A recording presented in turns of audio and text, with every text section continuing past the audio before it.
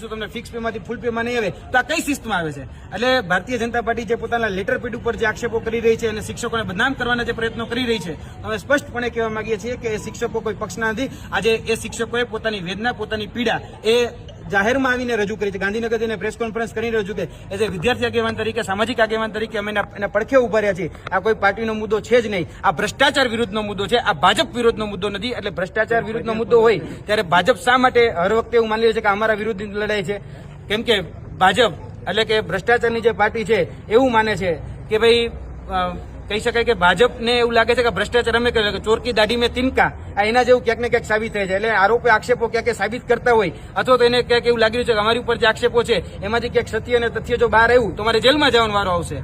એટલે કહેવા માંગીએ છીએ કે ભ્રષ્ટાચાર છે એ ભાજપ માટે શિષ્ટાચાર ન હોવો જોઈએ.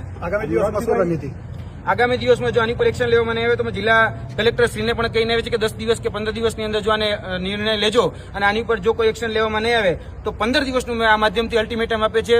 આપના પ્રેસ મીડિયાના માધ્યમથી પણ અમે કહીએ છીએ કે જો આની પર એક્શન લેવામાં નહીં આવે, આની ઉપર કોઈ યોગ્ય નિરાકરણ નહીં આવે તો આ જ કલેક્ટર કચેરીની બહાર અને સામે રહી જે જિલ્લા એસએફ હાઈસ્કૂલ છે, એસએફ હાઈસ્કૂલની બહાર અમે ધરણા પ્રદર્શન અને આંદોલન કરીશું.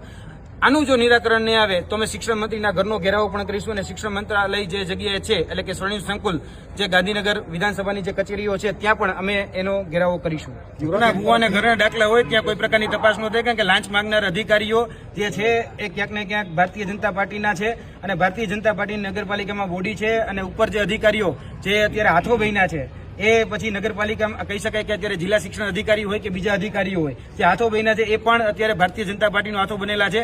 એટલે લાંચ રૂશ્વત બ્યુરોની તમે જે વાત કરી રહ્યા છો એ વાત સાચી છે. જે શિક્ષકો છે એને ફરિયાદ પણ આપી છે પરંતુ એની પર કોઈ કાર્યવાહી હજી સુધી કરવામાં નથી આવી. જ્યારે ભારતીય જનતા પાર્ટીએ પોતાના લેટર પેડ ઉપર 19 તારીખે જ્યારે કહી શકાય કે આવેદનપત્ર આપ્યું તો આ ભારતીય જનતા પાર્ટીના લેટર પેડ ઉપર આવેદનપત્ર જે આપવામાં આવ્યું તો તેની ઉપર સીધી જ ફરિયાદ થઈ ગઈ, તેની ઉપર સીધી જ રીતે માંગણી થઈ ગઈ. શા માટે ભાઈ વિદ્યાર્થીઓ એ ઉપર જે શિક્ષકોએ જે કહી શકાય ફરિયાદ કરી એની ઉપર કેમ તપાસ ન થઈ? કેમ કે ત્યાં તપાસ થાય તો ઘણા